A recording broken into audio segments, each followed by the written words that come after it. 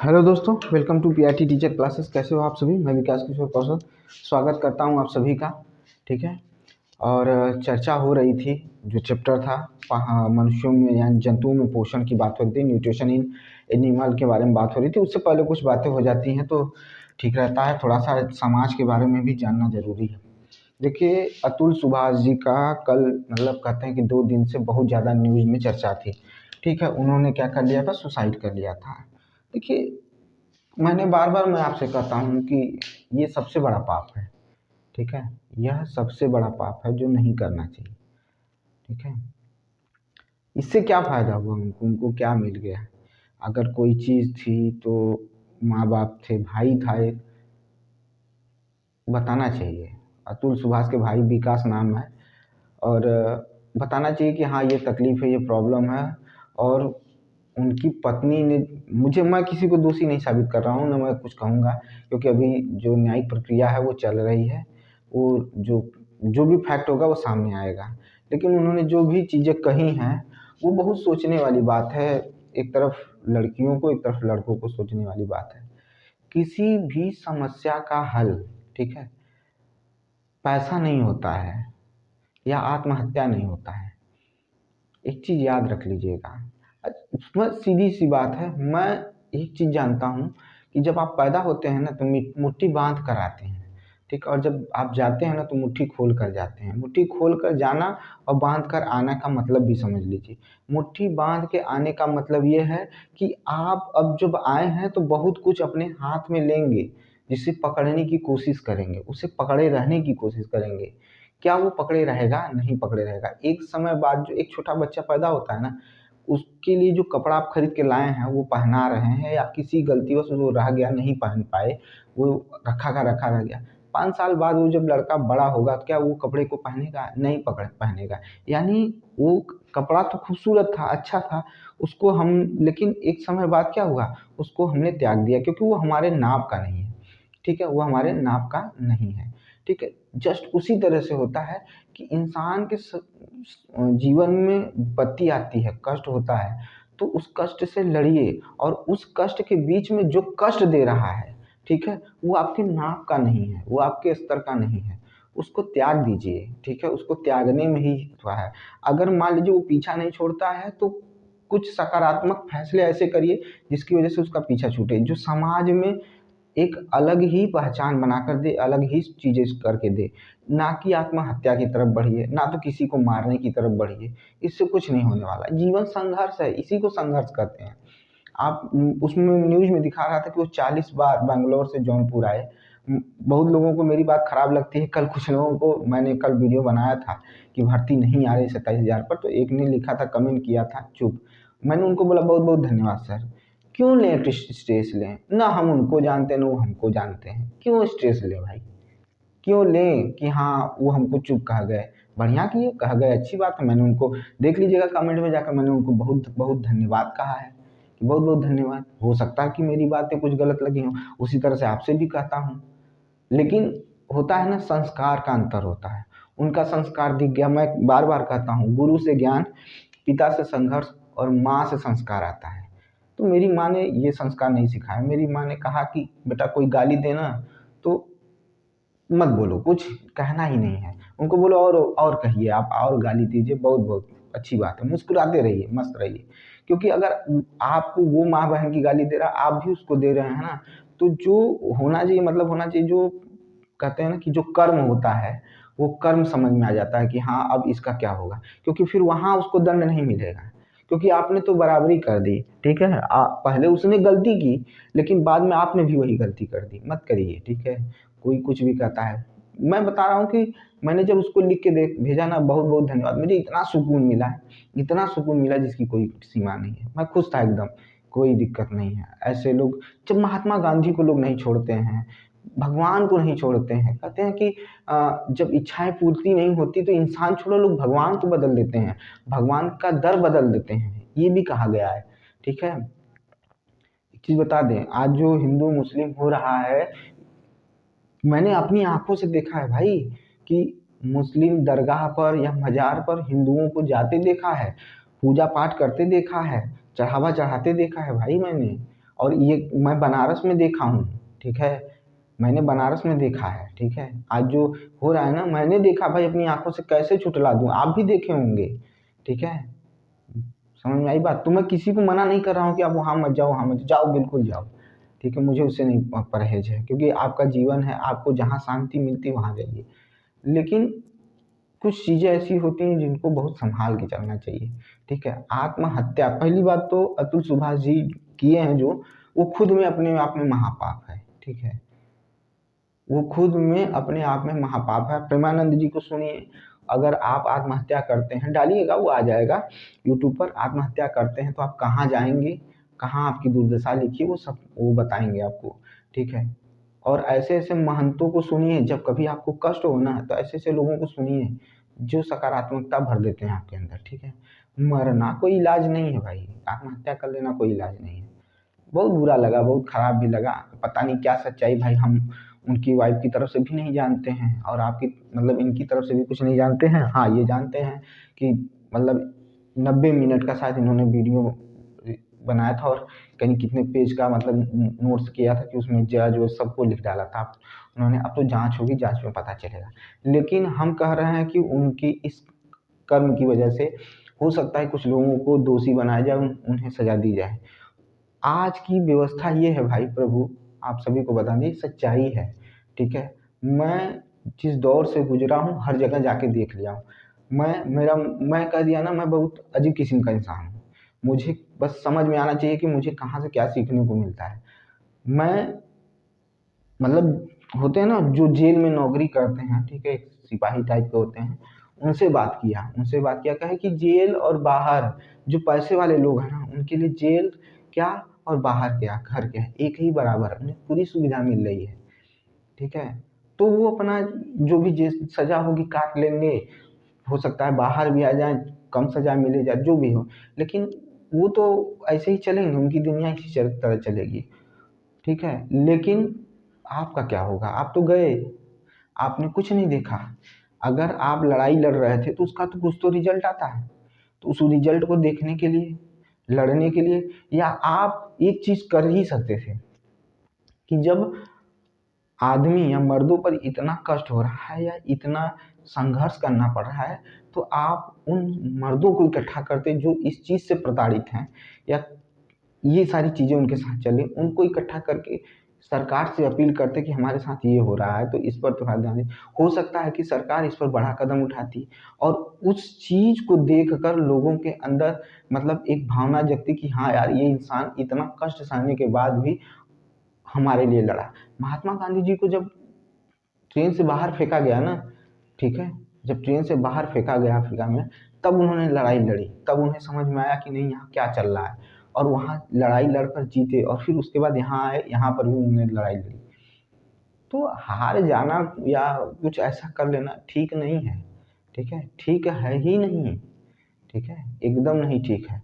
बलबन और अलाउद्दीन खिलजी जी जो ये लोग थे, ठीक है, इन लोगों ने बहुत मतलब 17 मतलब कहते हैं कि मूर्तियों को तोड़ना, ये सब करना बहुत किया इन्होंने। तो क्या भगवान का अस्तित्व खत्म हो गया? नहीं खत्म हुआ भाई, नहीं खत्म हुआ, ठीक है। सोमनाथ मंदिर जो है गुजरात में है, और उसको कितनी बार तोड़ा गया, ठीक है, लूटा गया, लेकिन बाद में फिर उसको बनवाया गया। फिर उस समय राष्ट्रपति थे राजेंद्र प्रसाद जी, उन्होंने उसका फिर से अथवा किया, पूजा पाठ किया, जो भी होता है, और आज वो मंदिर फिर से अपने स्थान पर खड़ा है, ठीक है। तो कोई ऐसी बात नहीं है, ऐसा कुछ नहीं है कि जो चीज़ हो सुधारी न जा सके। सब कुछ सुधर सकता है, आपका जीवन सुधर सकता है। आप किसी भी उम्र किसी भी पड़ाव पर हैं, अगर आप मेहनत करना जानते हैं तो आपका जीवन में सुधार होते चला जाएगा। क्या समझते हैं आप? हमको 4 लोग देखते हैं, 3 लोग देखते हैं, 10 लोग देखते हैं, 15 लोग देखते हैं, हमें कोई टेंशन होती नहीं होती? क्यों नहीं होती? कारण उसका सुन लीजिए।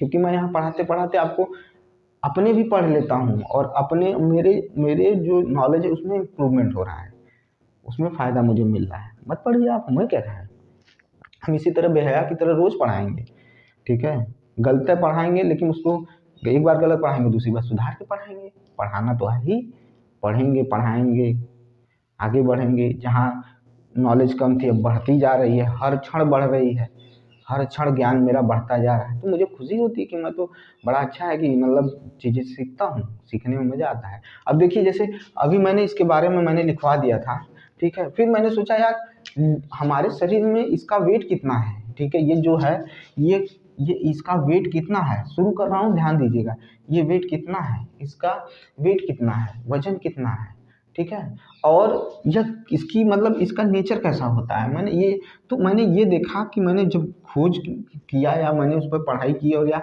उसको जानने की कोशिश की, तो ये ठोस होता है भाई, ठीक है, कैसा होता है, ठोस होता है, याद रखिएगा, ये कैसा होता है, ठोस होता है, ठीक है, इस कैसा होता है, ठोस अंग होता है, ठीक है, यह एक ठोस अंग है, याद रखिएगा, ठोस अंग है ये, ठीक है, और सबसे बड़ा ग्रंथि है शरीर का।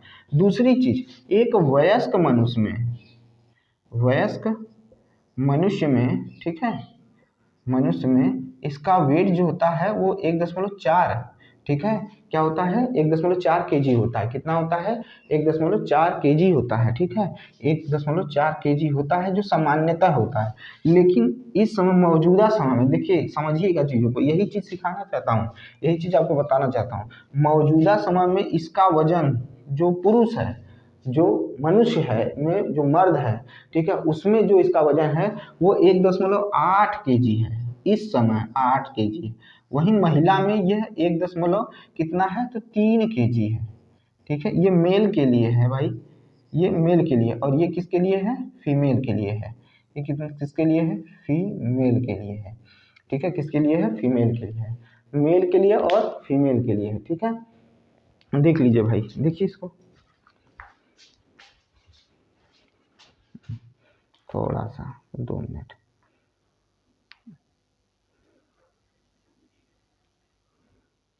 लीजिए, अब साफ दिखेगा, ठीक है।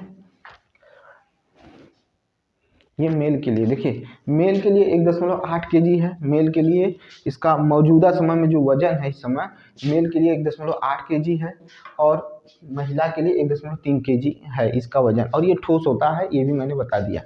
और क्या बताया, ध्यान से सुनिएगा, और मैंने बताया कि सामान्यतः जो होना चाहिए वो 1.4 केजी होना चाहिए। सोचिए, तीन चीजें निकल कर आई, किस में आई, इसी लीवर में आई, ठीक है, समझिएगा। ये डायाफ्राम के नीचे, आंत के ऊपर, दाहिनी तरफ पाया जाता है, और आंत क्या, किडनी के ही ऊपर पाया जाता है, ठीक है, इसके नीचे किडनी और आंत होती है, और आंत किडनी के नीचे और डायाफ्राम के, मतलब जो है आंत किडनी के ऊपर होता है और डायाफ्राम के नीचे, यानी बीच में इनके होता है, और दाहिने तरफ होता है, ठीक है, दाहिने तरफ होता है, ठीक है।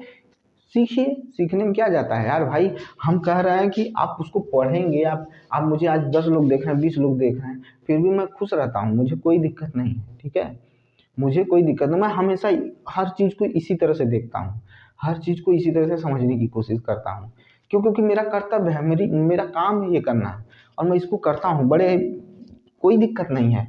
यह कल का देखिए है, और आज आपको इतना भी और कुछ भी बता दिया।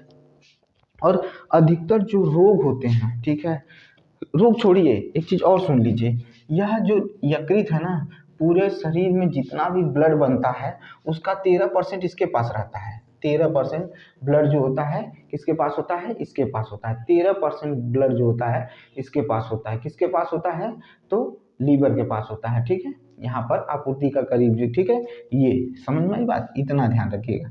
तो इसको देख लीजिए पहले, फिर उसके बाद थोड़ा आगे बढ़ते हैं। चलिए देखिए,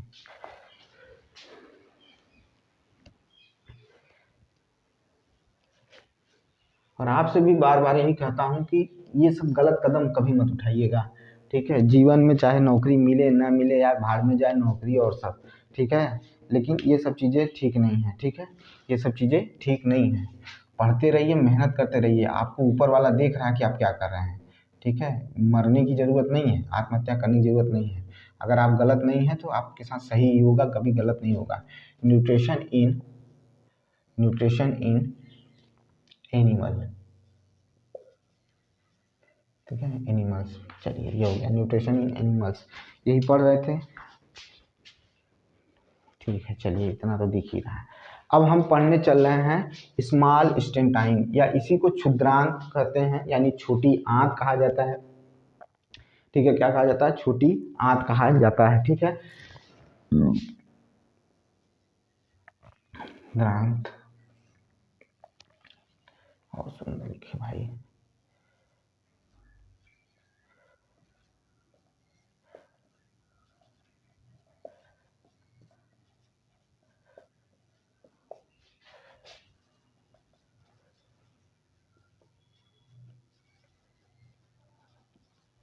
ठीक है, छोटी आंत यानी स्मॉल स्टेंटाइन के बारे में पढ़ने चल रहे हैं। किसके बारे में पढ़ने चल रहे हैं?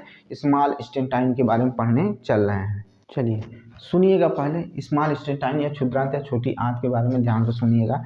देखिए, कहते हैं कि छोटी आंत, ठीक है, कहने के लिए इसका नाम छोटा है लेकिन यह बड़ी होती है। ठीक है, यह 7.5 मीटर, 7.5 मीटर क्या होती है? बड़ी होती है। 7.5 मीटर इसकी लंबाई होती है। किसकी लंबाई होती है 7.5 मीटर लंबी? तो छोटी आंत की लंबाई क्या होती है? क्या होती है? 7.5 होती है। और यह कुंडलित नली है। कैसी नली है? तो कुंडलित। ठीक है, कैसी नली है?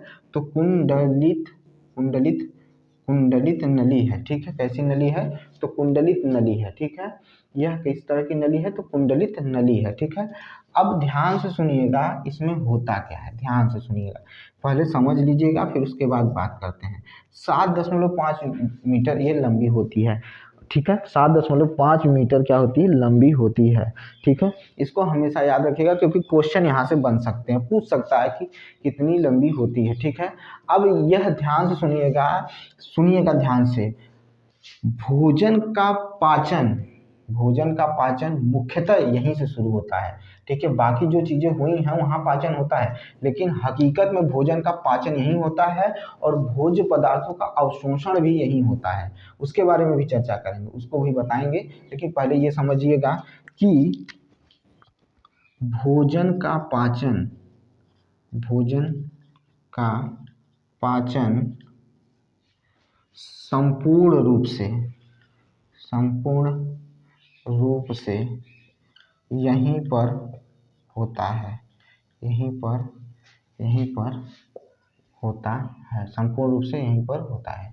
ठीक है, भोजन का पाचन संपूर्ण रूप से क्या होता है? यहीं पर होता है। ठीक है, पचे हुए भोजन, और जब भोजन पच जाता है तो पचे हुए भोजन का अवशोषण, इस पचे हुए मतलब पचे हुए भोजन का, पचे हुए हुए भोजन का, भोजन का अवशोषण, अवशोषण यहीं से होता है, यहीं से होता है, यहीं से होता है। ठीक है, ये 7.5 मीटर लंबी होती है, कुंडलित नली होती है, भोजन का अवशोषण संपूर्ण रूप से यहीं पर होता है। ठीक है, पचे हुए भोजन का अवशोषण भी यहीं से होता है। ठीक है, संपूर्ण रूप से पाचन की अगर कहें तो वास्तविक पाचन क्रिया यहीं से शुरू होती है। ठीक है, वास्तविक पाचन क्रिया क्या होती है? यहीं से शुरू होती है। ठीक है, अब क्या होता है कि यकृत से और अग्नाशय से, ठीक है, यकृत से और अग्नाशय से जो अग्नाशय से जो स्राव प्राप्त करती है, ये इसमें यकृत और अग्नाशय, यकृत, यकृत, यकृत व अग्नाशय, पहले समझिएगा फिर बताऊंगा। अग्नाशय, अग्नाशय, ठीक है, का जो रस होते हैं, जो स्राव होता है, यह इसी स्राव से, यही स्राव इसमें जाते हैं, किसमें? इसमें। ठीक है, यकृत में जाते हैं और भोजन के पाचन में सहायक होते हैं। तो ये जो स्राव होता है, जो रस होता है, उसमें कई तरह के एंजाइम्स पाए जाते हैं, कई तरह के एंजाइम्स पाए जाते हैं। यही एंजाइम्स क्या करते हैं? जो छोटी आंत होती है उसमें भोजन को पचाने का काम करते हैं। छोटी आंत से ही भी कुछ रसों का क्या होता है? मतलब कुछ रसें क्या होती हैं? स्राव होता है, यानी इसमें से भी कुछ रसों का क्या होता है? स्राव होता है। कुछ रस ये भी इसमें से भी निकलते हैं जो भोजन को पचाने में क्या होते हैं? सहायक होते हैं। क्या होते हैं? भोजन को पचाने में सहायक होते हैं। ठीक है, याद रखिएगा। अच्छा, अब यकृत से कौन सा रस निकलता है? तो पित्त रस निकलता है। कौन सा रस निकलता है? पित्त रस निकलता है, पित्त रस निकलता है, यकृत से पित्त रस निकलता है। यकृत से कौन सा रस निकलता है? तो पित्त रस निकलता है। ठीक है, देखते जाइए, पहले अभी समझिएगा। यकृत से पित्त रस निकलता है और अग्नाशय से, अग्नाशय से अग्नाशयी रस निकलता है।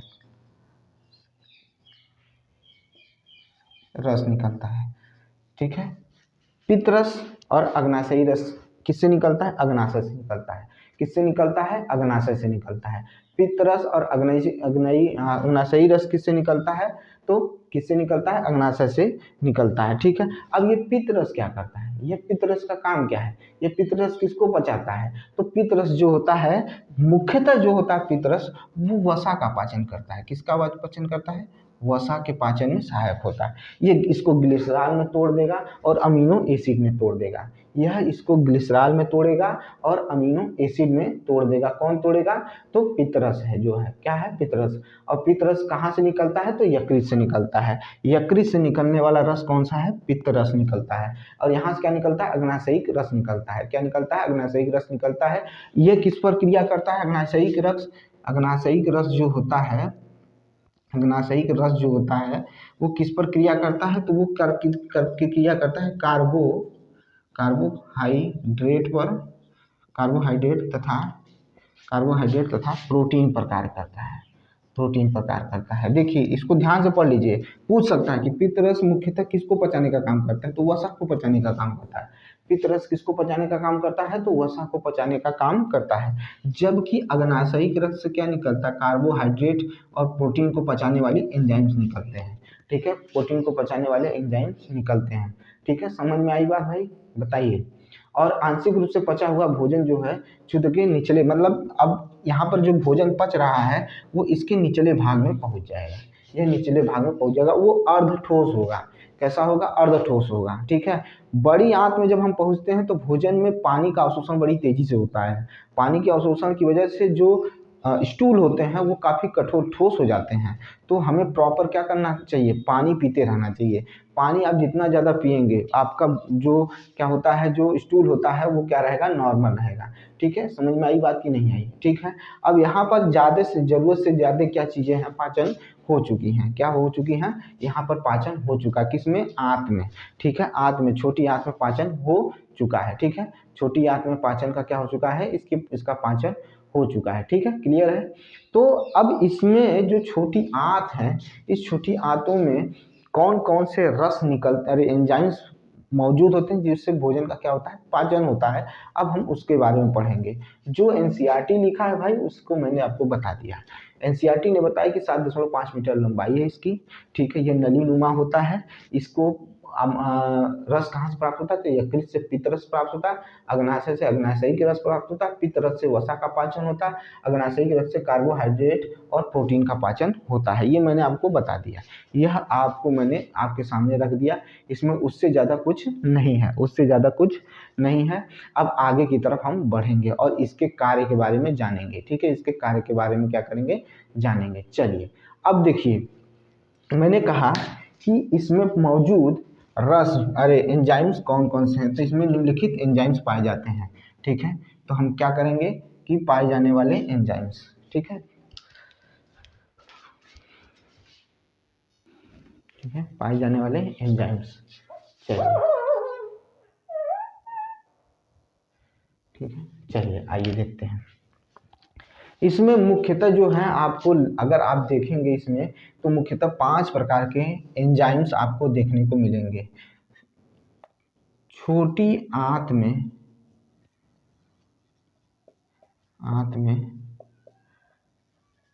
भोजन के पाचन के लिए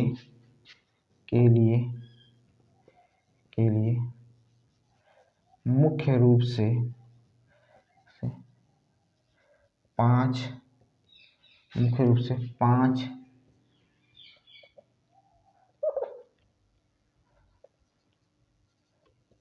एंजाइम्स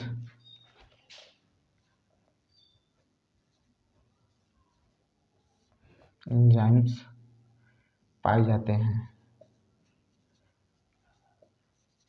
मुख्य रूप से 5 एंजाइम्स क्या होते हैं?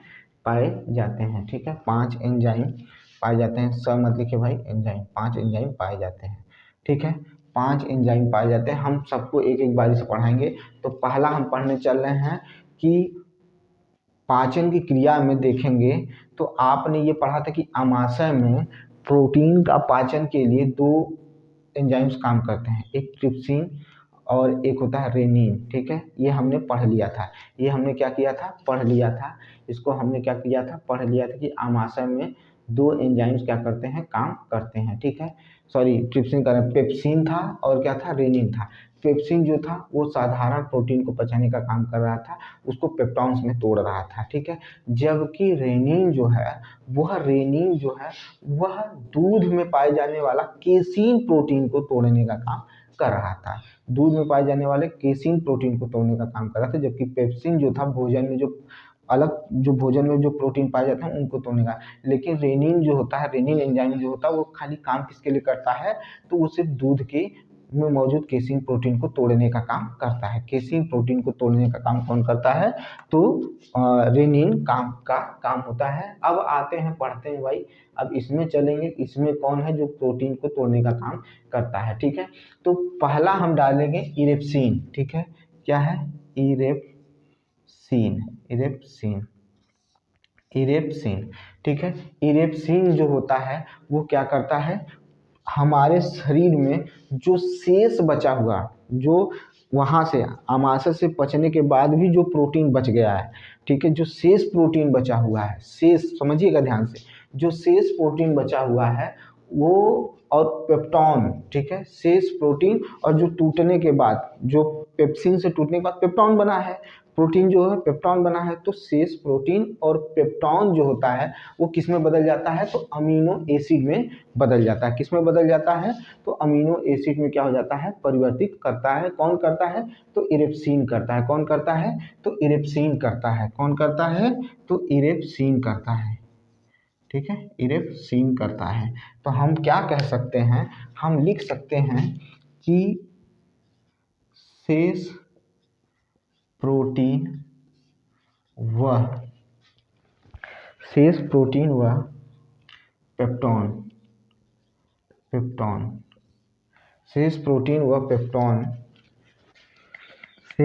व पेप्टॉन को यह अमीनो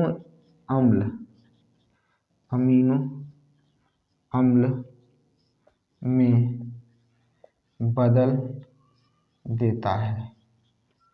फिर से सुन लीजिएगा, फिर से समझा देता हूँ। इरेप्सिन हमने पहला क्या पढ़ा, इसमें एंजाइम्स, ये छोटी आंत में होता है। ठीक है, ये छोटी आंत में होता है, रसों से ही निकलता है। तो ये क्या करता है, शेष जो प्रोटीन आमाशय में बच गया, जिसका मतलब जो टूटा नहीं था वो आगे की तरफ बढ़ गया, और जो पेप्टॉन जिसको तोड़ा है, कौन तोड़ा है, पेप्सिन तोड़ा है, जिसको कौन तोड़ा है, पेप्सिन तोड़ा है, वो क्या हो रहा है, तो वो क्या कर रहा है, वो इसको क्या कर रहा है, किस में बदल दे रहा है, तो अमीनो अम्ल में बदल दे रहा है, प्रोटीन को और पेप्टॉन को। कौन बदल दे रहा है, तो कौन बदल दे रहा है, तो इरेप्सिन बदल दे रहा है। कौन बदल दे रहा है, तो इरेप्सिन बदल दे रहा है। इतना समझ में आया पहला। दूसरा है माल्टेज। दूसरा क्या है, तो माल्टेज है,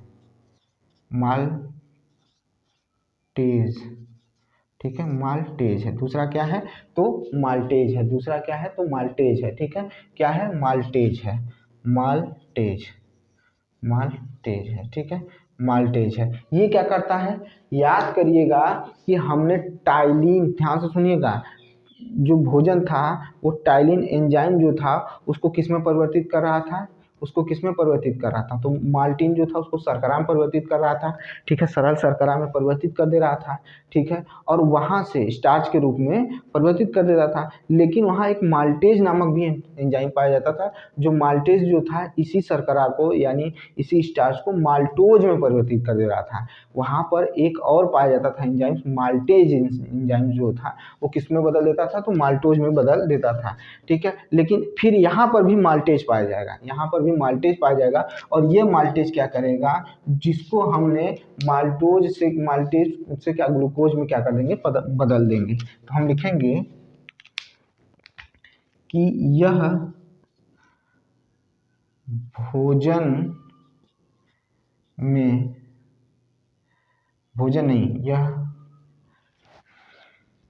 यह माल्टेज को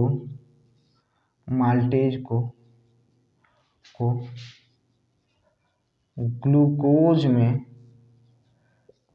में परिवर्तित परिवर्तित कर देता है, ग्लूकोज में परिवर्तित कर देता है। माल्टेज, यह माल्टेज को ग्लूकोज में क्या कर देता है, माल्टोज को, माल्टोज सॉरी भाई माल्टेज कह रहे हैं, माल्टोज को ग्लूकोज में क्या कर देता है, परिवर्तित कर देता है। ठीक है, क्या कर देता है, यह माल्टोज को ग्लूकोज में क्या कर देता है, परिवर्तित कर देता है। पहला क्या पढ़े, इरिप्सिन पढ़े, जो शेष प्रोटीन को पेप्टॉन, शेष प्रोटीन व पेप्टॉन को किस में बदलता है, अमीनो अम्ल में बदल देता है। जबकि जो माल्टेज है यह माल्टोज को, जहाँ वहाँ पर हमने क्या किया था, माल्टोज में बदल दिया था, तो माल्टोज को फिर किस में बदल देता है, ग्लूकोज में बदल देता है। किस में बदल देता है, ग्लूकोज में बदल देता है। ठीक है, समझ में आया भाई, समझ में आया कि नहीं आया इतना बताइए। चलिए इसका पहले स्क्रीनशॉट लीजिए, इसका स्क्रीनशॉट लीजिए, सही दिख रहा है। ठीक है, थोड़ा सा ये कट रहा होगा, कोई बात नहीं है, वो तो आप नाम जानते हैं। ये हो गया भाई। अब देखिए भाई, ये इतने इसमें पाए जाते हैं। ठीक है, अब आगे की तरफ बढ़ते हैं। मुख्यतः 5 पाए जाते हैं, अभी हमने आपको 2 पढ़ाया है, हमने आपको क्या किया है, 2 पढ़ा दिया है। अब हम पढ़ने चल रहे हैं सुक्रेज। इसी में क्या पढ़ेंगे, सुक्रेज पढ़ेंगे। क्या पढ़ेंगे, सुक्रेज पढ़ेंगे। ठीक है, सुक्रेज पढ़ेंगे, सुक्रेज को पढ़ेंगे। किसको पढ़ेंगे, तो सुक्रेज को पढ़ेंगे। ठीक है, सुक्रेज के बारे में जानिए पहले, तब समझ में आएगा। यह सुक्रोज को, ठीक है, किसको, सुक्रोज को, ठीक है, सुक्रोज को, हमारे शरीर में सुक्रोज उपस्थित हो जाता है भोजन के माध्यम से, तो सुक्रोज को किस में बदल देता है, तो सुक्रोज को यह क्या करता है, ग्लूकोज में बदलता है और फ्रुक्टोज में बदल देता है। किस में बदल देता है, ग्लूकोज और फ्रुक्टोज में परिवर्तित कर देता है। तो हम लिख सकते हैं, यह सुक्रेज को सुक्रोज, सुक्रोज लिखेंगे, सुक्रोज को ग्लूकोज तथा फ्रुक्टोज फ्रुक्टोज में परिवर्तित कर देता है, परिवर्तित कर देता है, परिवर्तित कर देता है।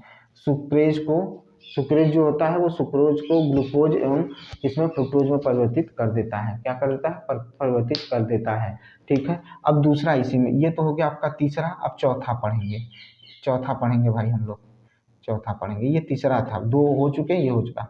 अब हम पढ़ने चल रहे हैं, किसके बारे में पढ़ने चल रहे हैं, तो हम पढ़ने चल रहे हैं लैक्टेज के बारे में। किसके बारे में पढ़ने चल रहे हैं, लैक्टेज के बारे में, सॉरी भाई,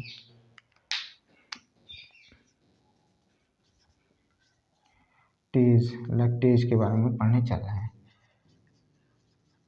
ठीक है, लैक्टेज के बारे में पढ़ने चल रहा है, समझेंगे पहले, इसको समझने के बाद ही करेंगे। ये क्या करता है, लैक्टोज जो होता है, ठीक है, लैक्टोज जो होता है, लैक्टोज हमारे शरीर में उपस्थित है, उसको भी ग्लूकोज में बदल देता है।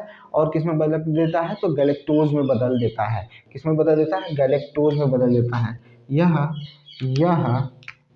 यह लुक्टोज को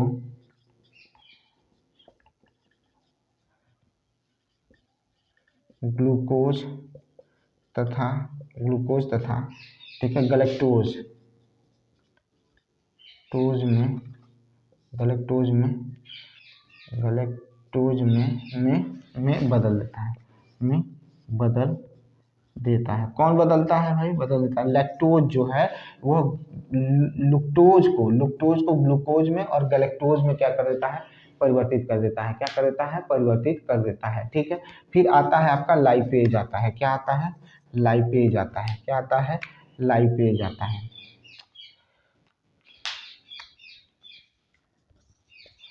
पेज होता है, ठीक है, क्या होता है, लाइपेज होता है। क्या होता है आपका, लाइपेज होता है। लाइपेज क्या करता है भाई, लाइपेज क्या करता है, तो लाइपेज ध्यान से सुनिएगा, लाइपेज जो होता है वो क्या करता है, लाइपेज जो एमल्सिफाइड वसा होती है, एमल्सिफाइड वसा यानी वल्म अम्ल से ऊपर अम्ल युक्त वसा जो होती है, ये किस में बदल जाता है, तो ये बदल जाता है आपका जो एमल्सिफाइड जो ग्लिसरॉल में बदल जाता है और अमीनो एसिड में बदल जाता है। ग्लिसरॉल और अमीनो एसिड में क्या होता है, बदल जाता है, या ग्लिसरीन भी कहा जाता है। ठीक है, तो यह वसा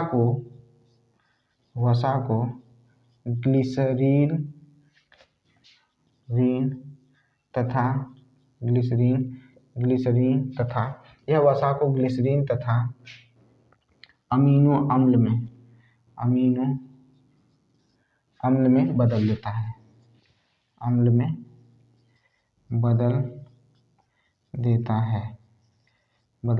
अमीनो अम्ल में क्या कर देता है?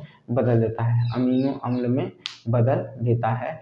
ठीक है, या कह सकते हैं कि अमीनो अम्ल लिखना से फैटी एसिड में बदल देता है। फैटी एसिड में बदल देता है। ठीक है, फैटी एसिड में बदल देता है। ठीक है, अमीनो, यह वसा को ग्लिसरीन तथा अमीनो, यहाँ पर नहीं, फैटी एसिड में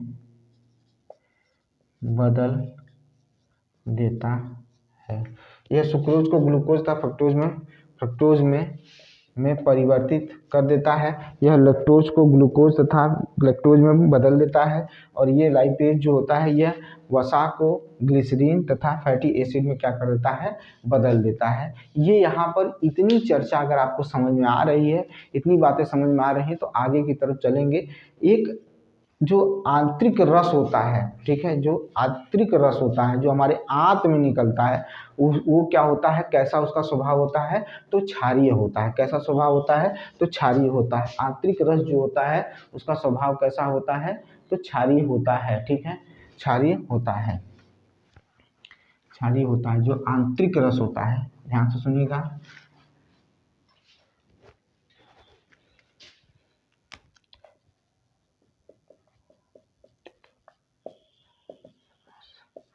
आंतरिक रस का स्वभाव या प्रकृति भी लिख सकते हैं, स्वभाव क्षारीय होता है। प्रतिदिन हमारे शरीर से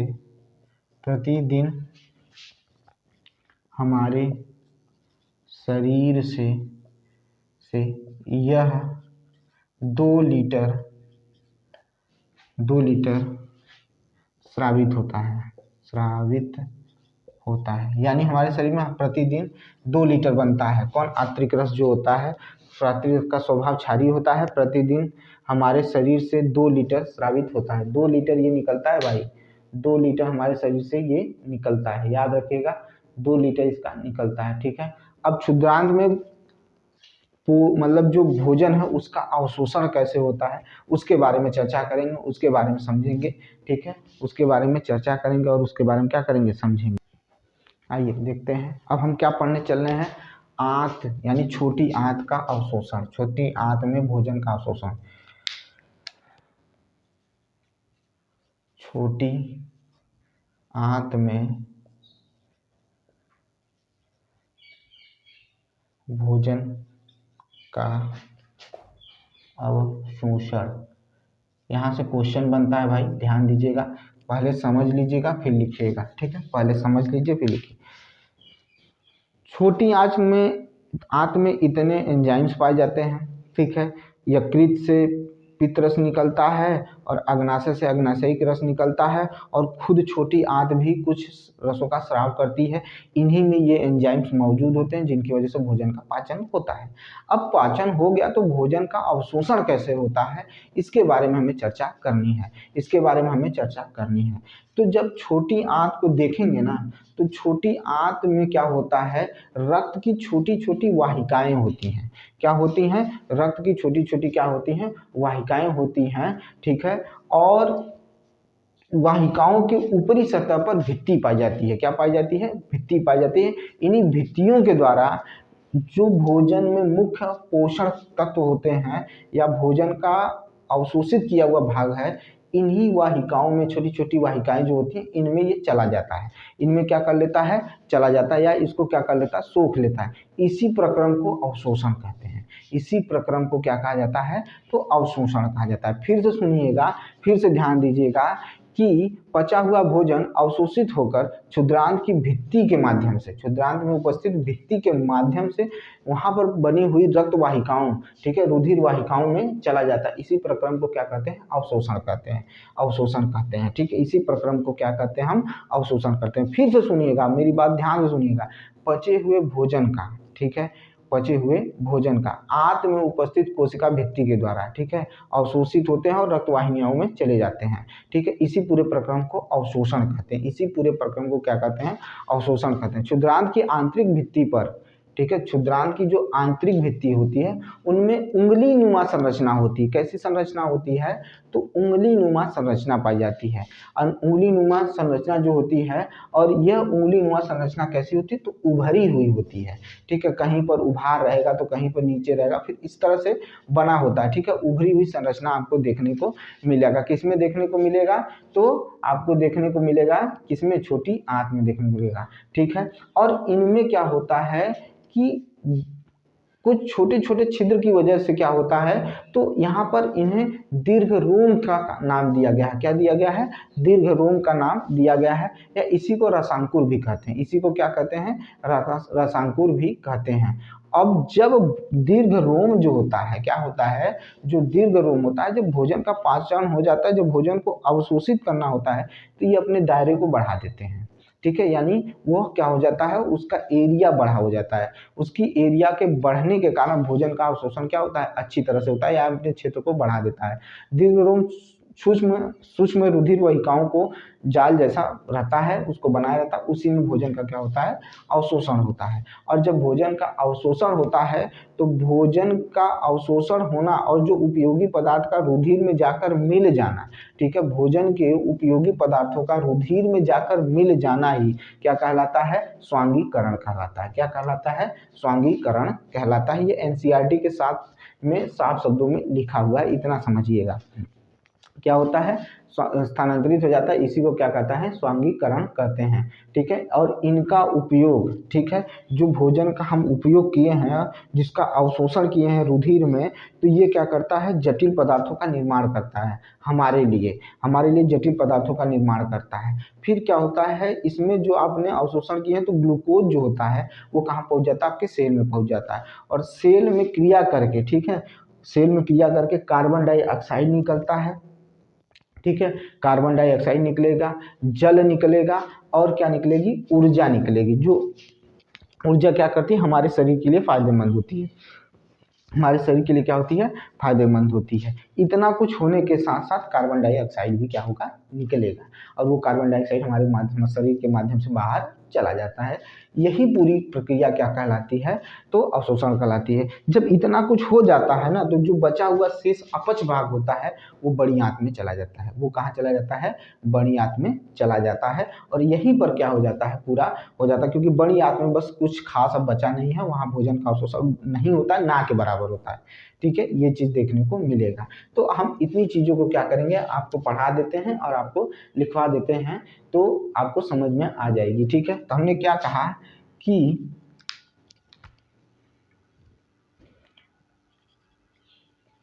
छोटी आंत में पचा हुआ भोजन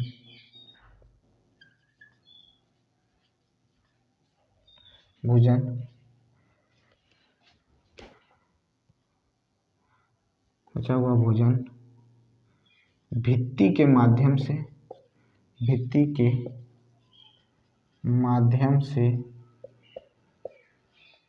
रक्त, ठीक है, भित्ति के माध्यम से रक्त वाहिकाओं में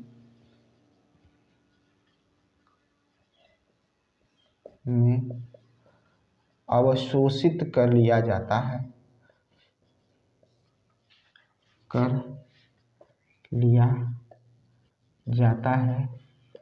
इसी क्रिया को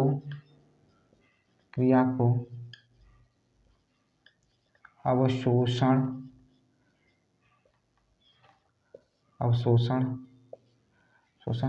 कहते हैं। छोटी आंत में में उंगली नुमा संरचना पाई जाती है। उंगली नुमा संरचना पाई जाती है, यही जो भित्ति होती है उसका आकार कैसा होता है, क्या सा होता है, तो उंगली नुमा संरचना होती है। और ये उंगली नुमा संरचना जो होती है, ये उंगली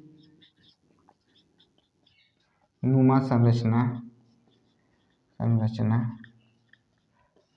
उभरी हुई दिखाई देती है, उभरी हुई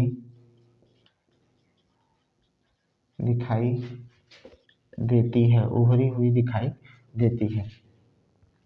उभरी हुई कैसी दिखाई देती है, तो उभार देखने को मिलता है। कैसा दिखाई देता है, उभार देखने को मिलता है। ठीक है, उभरी हुई दिखाई देती है। ठीक है, क्या करती है, उभरी हुई दिखाई देती है। इसी को दीर्घ रोम कहते हैं, इसी को दीर्घ रोम कहते हैं, दीर्घ रोम कहते हैं। इन्हीं दीर्घ रोमों की वजह से, इन्हीं दीर्घ रोमों की वजह से इनके क्षेत्र में वृद्धि देखने को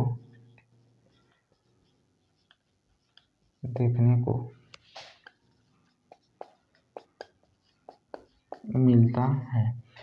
छोटी आंत में पचा हुआ भोजन भित्ति के माध्यम से रक्त वाहिकाओं में अवशोषित कर लिया जाता है। इसी क्रिया को अवशोषण कहते हैं। छोटी आंत उंगली नुमा संरचना पाई जाती है, छोटी आंत में उंगली नुमा संरचना पाई जाती है। ठीक है, ये उंगली नुमा संरचना उभरी हुई दिखाई देती है। इसी को दीर्घरोम कहते हैं। इन्हीं दीर्घरोमों की वजह से इनके क्षेत्र में वृद्धि हो जाती है, वृद्धि देखने को मिलती है, और भोजन का क्या होता है, अवशोषण होता है। अब सुनिएगा, ध्यान से सुनिएगा, बहुत इंपॉर्टेंट लिखाने चल रहे हैं, क्योंकि ये पूछा भी जाता है, ये भाई पूछा भी जाता है। ठीक है, अवशोषण द्वारा प्राप्त भोजन का उपयोग करना।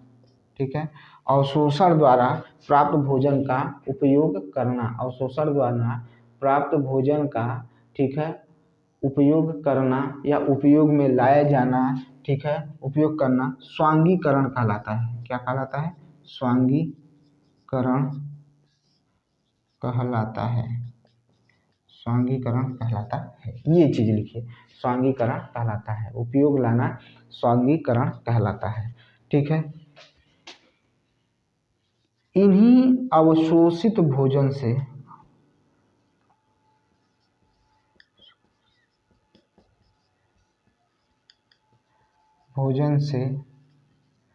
जटिल पदार्थों का निर्माण होता है, जटिल पदार्थों का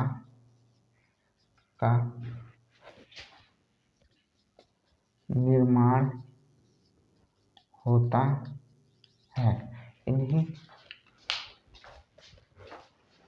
रुक जाइए तो देख लीजिए, इन्हीं, ठीक है, अवशोषण द्वारा प्राप्त भोजन का उपयोग करना स्वांगीकरण कहलाता है। इन्हीं अवशोषित भोजन से जटिल पदार्थों का निर्माण होता है, जो हमारे भोजन, जो हमारे शरीर को क्या देते हैं, अभी देख लीजिएगा। ठीक है,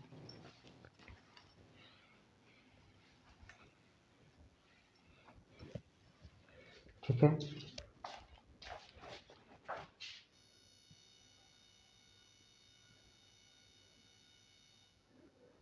निर्माण होता है। ठीक है, यह भोज्य पदार्थ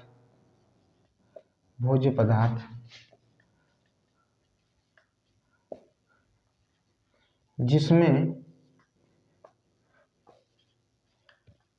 कार्बोहाइड्रेट पाया जाता है, वह सेल में चला जाता है चला जाता है, और वो भी ग्लूकोज के रूप में जाएगा, चला जाता है जहाँ पर सेल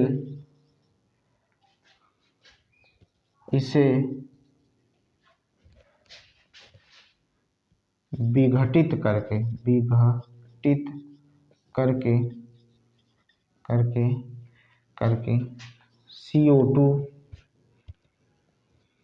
CO2 तथा CO2 जल तथा ऊर्जा मुक्त करती है। CO2 क्या होता है भाई, बाहर निकल जाता है। क्या होता है CO2 क्या होता है, कार्बन डाइऑक्साइड क्या हो जाता है, बाहर निकल जाता है।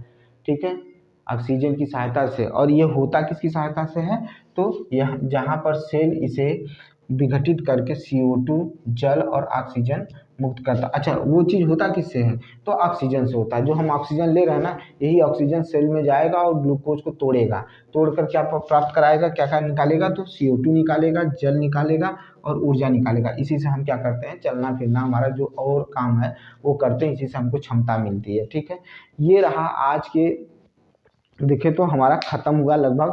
और समझ लीजिए कि जो मतलब मानव में पोषण का जो तरीका है वो आपका लगभग खत्म, क्योंकि बृहदान्त्र में कुछ ज़्यादा नहीं होता, बड़ी आंत में कुछ ज़्यादा नहीं होता है। बड़ी आंत में सिर्फ क्या हो जाता है, जो अपच भोजन होता है वो पहुंच जाता है, वहाँ पर जल का अवशोषण होगा, उसके बाद क्या हो जाएगा, उसका मल का क्या कर देते हैं, हम त्याग कर देते हैं। बस यहीं पर बड़ी आंत खत्म हो जाती है। फिर हम जंतुओं के, कल समझिएगा कि इस चैप्टर का लास्ट होगा, इसके बाद इस चैप्टर में कुछ बचेगा नहीं भाई, इसके बाद इस चैप्टर में कुछ बचेगा नहीं। बाकी जो भी चीज़ें आपको रहती हैं, जो आपको विशेष लगता है, मैं बताते हुए चलता हूँ। ठीक है, विशेष बताते हुए चलता हूँ। ठीक है, और जो भी चीज़ें हो रही हैं समाज में, आपको जो भी देखने को मिल रहा है उस पर जरूर ध्यान दीजिएगा। पहले इसका स्क्रीनशॉट ले लीजिए आप। ठीक है भाई, चलिए ये हो गया। अब इसको यहीं पे करते हैं ख़त्म। कल हम लोग थोड़ा सा बड़ी आंत के बारे में जानेंगे कि कितनी मीटर लंबी होती है। ठीक है, 2.5 मीटर लंबी वो होती है, उसके बारे में थोड़ा सा चर्चा कर लेंगे।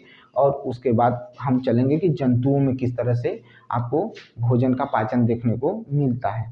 कहते हैं कि उदास हो कभी तो मेरी हंसी मांग लेना, गम हो कभी तो मेरी खुशी मांग लेना, भगवान आपको लंबी उम्र दे और एक पल भी कम पड़े तो मेरी ज़िंदगी मांग लेना। तो यही कहेंगे कि कभी भी उदास मत रहिए, हमेशा खुश रहा करिए, मेहनत किया करिए और वक्त का इंतज़ार करिए। वक्त एक दिन आएगा जब आप चमकेंगे। ठीक है, कुछ नहीं चमकेंगे तो अपने क्षेत्र में चमकेंगे, अपने लोगों के बीच में चमकेंगे, लेकिन इंतज़ार करिए, मेहनत करते रहिएगा, मेहनत से पीछे मत हटिएगा। मुझे जैसा भी आता है, देखिए मेरा वीडियो बहुत कम लोग देखते हैं, मुझे पता है, मुझे कोई दिक्कत नहीं है। और मेरा काम है कहना कि आप लाइक करिए, सब्सक्राइब करिए, शेयर करिए, क्योंकि ज़्यादा से ज़्यादा लोग तक पहुँचे। ठीक है, लेकिन साथ में मेरा यही कर्तव्य है कि मैं कितना भी हारूं, लेकिन मैं हार मानता ही नहीं हूँ, न मैं हार मानूंगा। लड़ाई है, लड़ता रहूँगा, जब तक जिंदा हूँ तब तक लड़ूंगा। यही मेरा काम है, यही मैं करता रहता हूँ, इसी सकारात्मक सोच के साथ आगे बढ़ता रहता हूँ। तो मिलते हैं नेक्स्ट वीडियो में। लाइक करिएगा, शेयर करिएगा, सब्सक्राइब करिएगा मेरे चैनल। ठीक है, बहुत बहुत धन्यवाद।